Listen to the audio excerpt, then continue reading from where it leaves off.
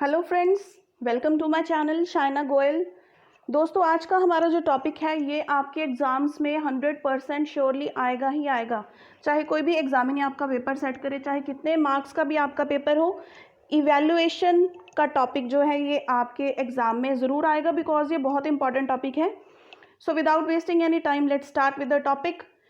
तो इवैल्यूएशन होता क्या है दोस्तों? Evaluation means to assign a certain value to the students performance on basis of things, facts, skills etcetera. तो जो इवैल्यूएशन है इट मीन्स टू इवैल्यूएट। तो इवैल्यूएशन को जनरली कंफ्यूज कर देते हैं टर्म्स लाइक टेस्ट के साथ, मेजरमेंट के साथ, या फिर असेसमेंट हो गया, एग्जामिनेशन हो गया। लेकिन इवैल्यूएशन जो है इनसे बिल्कुल डिफरेंट है, इनसे ऊपर है, बाकी सारी चीज़ें इसके अंडर आती हैं। तो लाइक जो टेस्ट होता है वो क्या होता है? Certain set of questions. और जो मेजरमेंट होती है वो उन्हीं टेस्ट के बेस पे जो क्वेश्चंस होते हैं, बच्चों के मार्क्स आते हैं, वो होती है उसकी मेजरमेंट। एंड देन जो एग्जामिनेशन होता है वो होता है a set of many tests.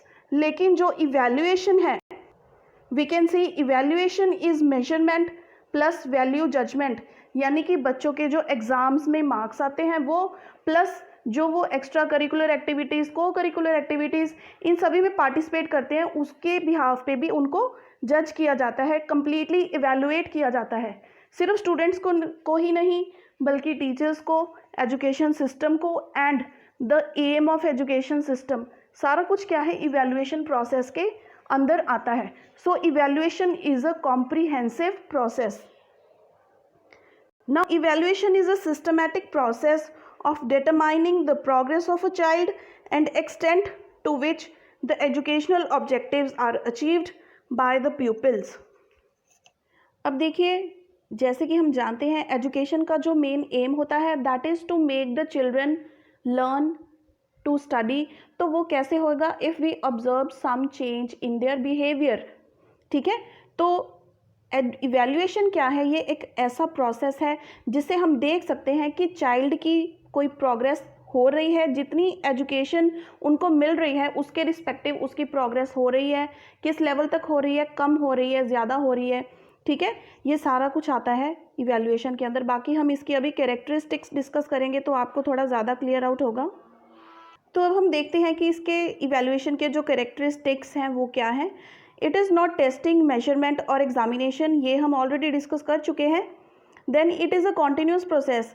Continuous process इस तरह से होता है फ्रेंड्स, बिकॉज जो इवैल्यूएशन है ये डेली टेस्ट पर, डेली एक्टिविटीज़ पर, वीकली एक्टिविटीज़, वीकली टेस्ट, या फिर जो मंथली एग्ज़ाम्स होते हैं, या फिर ईयरली, सेमेस्टर वाइज, ये सारी चीज़ें इवैल्यूएशन के अंदर ही आती हैं। डेली से स्टार्ट होके पूरा ईयर के सिस्टम तक जो भी चिल्ड्रन में हम चेंजेस नोट करते हैं, उनकी प्रोग्रेस होती है। ठीक है, उनके जो मार्क्स होते हैं, उनकी फिजिकल एक्टिविटीज़ हो गई, सोशल एक्टिविटीज़ हो गई, कोई उनके गेम्स पीरियड हो गई, ये सारी इवैल्यूएशन के अंदर ही आता है।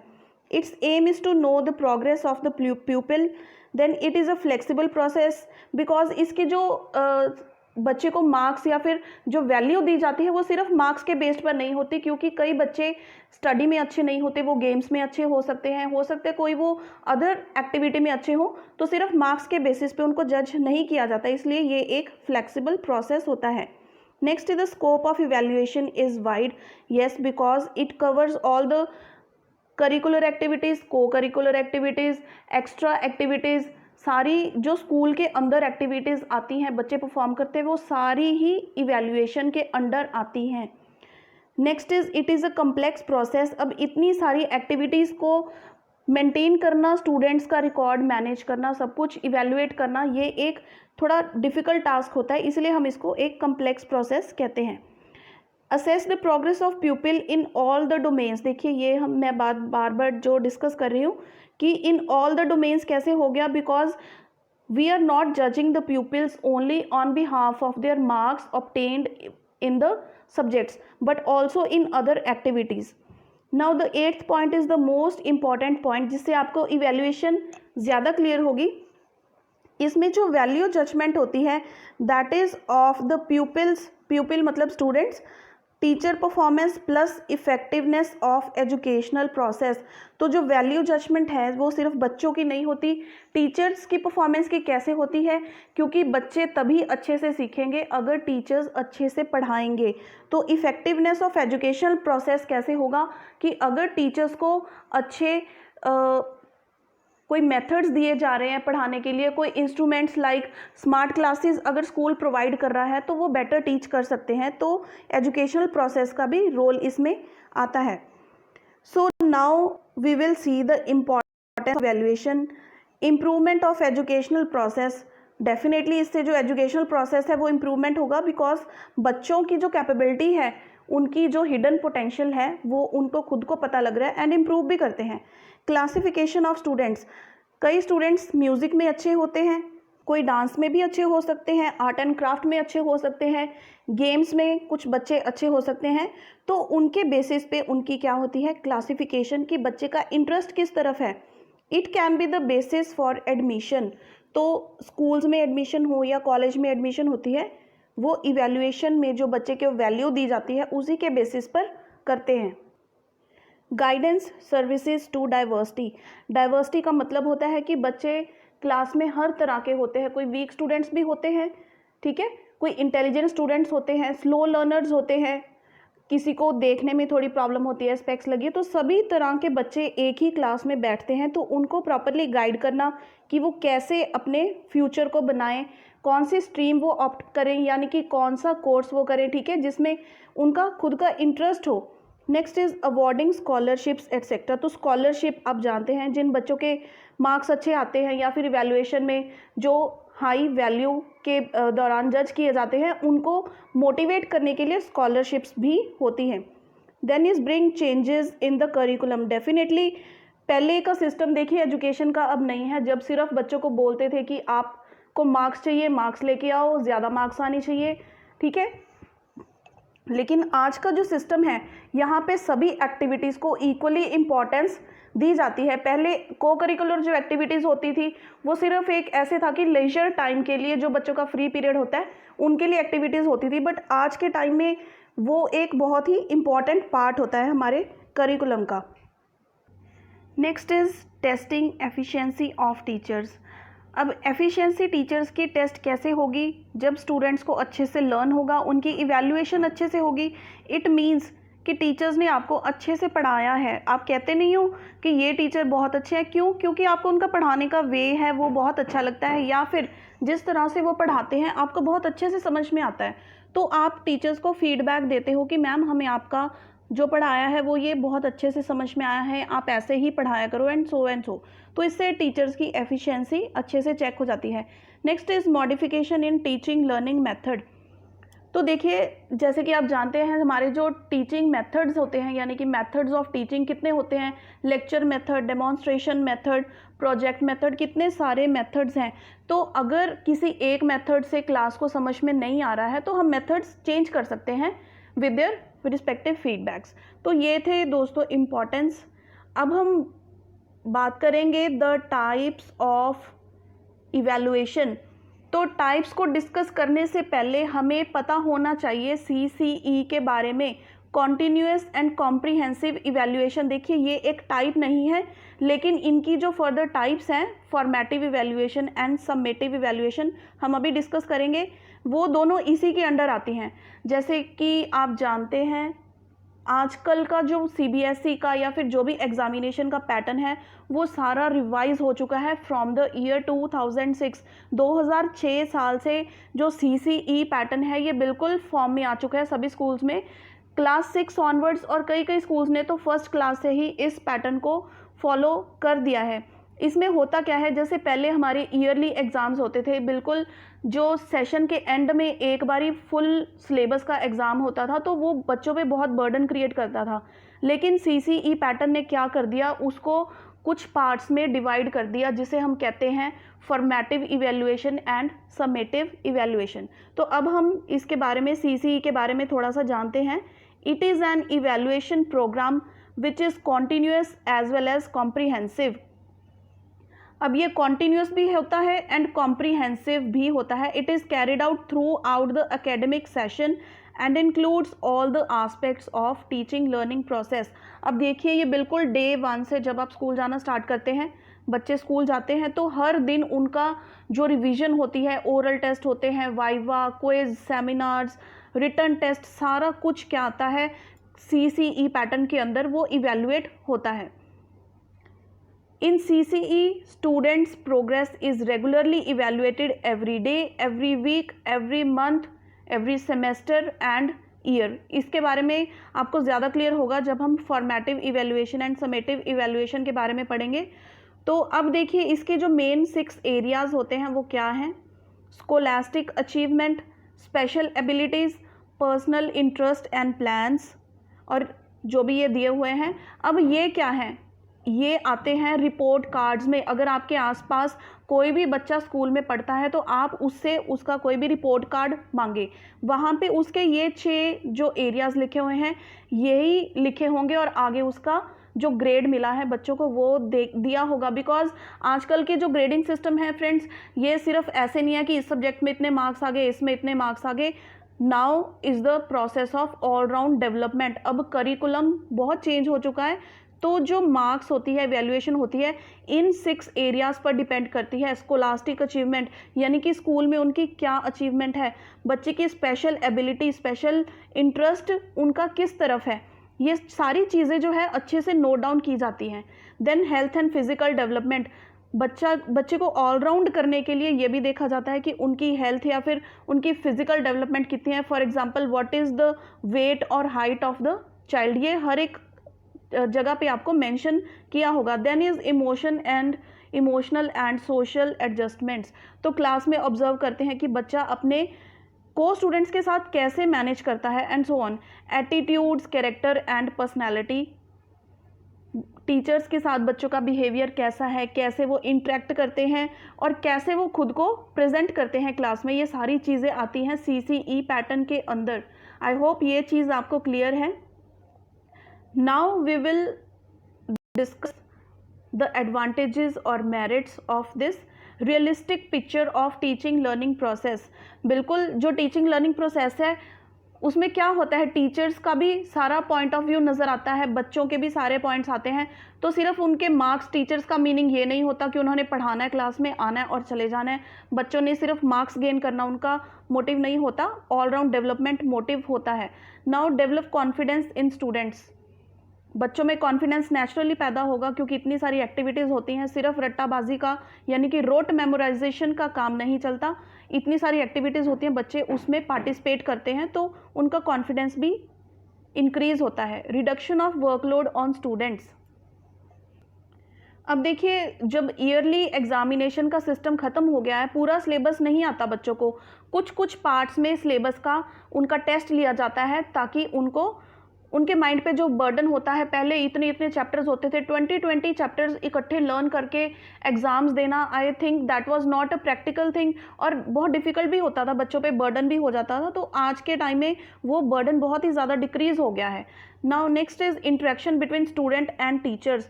क्योंकि हमारे पास इतने ज़्यादा एडवांस टीचिंग मेथड्स आ गए हैं. डिस्कशन मेथड में क्या होता है, इंटरेक्शन ही तो होती है ना टीचर स्टूडेंट्स की, कि वो डिस्कस करते हैं, स्टूडेंट्स अपने प्रॉब्लम्स बताते हैं, टीचर्स उनको सॉल्व करते हैं and so on. Scope for discussion. बच्चों को आज के एजुकेशन सिस्टम में फ्रीडम दी जाती है कि वो अपनी प्रॉब्लम्स जो हैं खुल के डिस्कस कर सके. Because the system now is child centred approach, या फिर आप उसे स्टूडेंट सेंटर्ड अप्रोच कहते हैं, क्योंकि बच्चों के हिसाब से जिस तरह से उनको बेटर लर्न होता है वैसे ही एजुकेशन सिस्टम चलता है. Next is knowledge of strength and weaknesses of students. तो बच्चों को जैसे हमने डिस्कस किया था, गाइडेंस मिलती है, कैसे मिलती है, तभी तो उनको अपनी स्ट्रेंथ और वीकनेसेस के बारे में पता लगता है ताकि वो अपनी स्ट्रेंथ्स को इंक्रीज़ कर सकें और अपनी वीकनेसेस को दूर कर सकें. यानी कि उनमें जो भी कमियां हैं, कोई किसी बच्चे को रिटर्न करना मुश्किल लगता है, लर्न कैसे करें, किसी चीज़ को समराइज़ कैसे करें, ये सारी जो बच्चों की कमियाँ होती हैं वो दूर करते हैं. This approach is also helpful in providing motivation.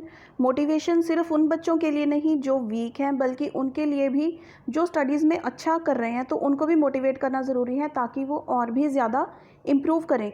Next is identify behavioural changes in students.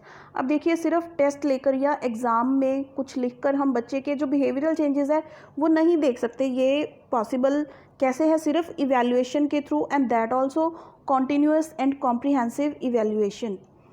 अब एडवांटेजेस और मेरिट्स के साथ साथ डिसएडवांटेज हर एक चीज़ की ज़रूर होती है, तो अब हम वो भी डिस्कस कर लेते हैं। Biases on part of teacher.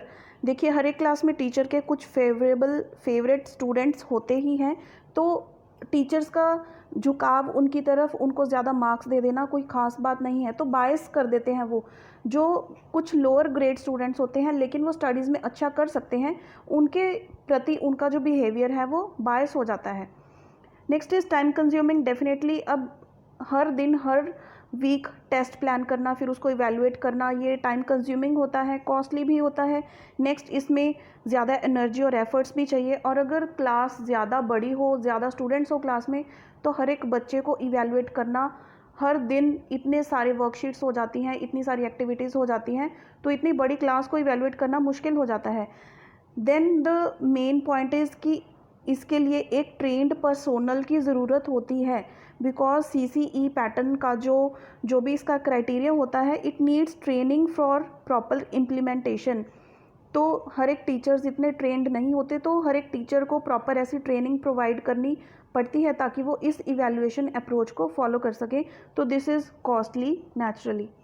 Now we will move on to the types of evaluation. तो फर्स्ट टाइप है formative evaluation. This type of evaluation takes place during the teaching learning process.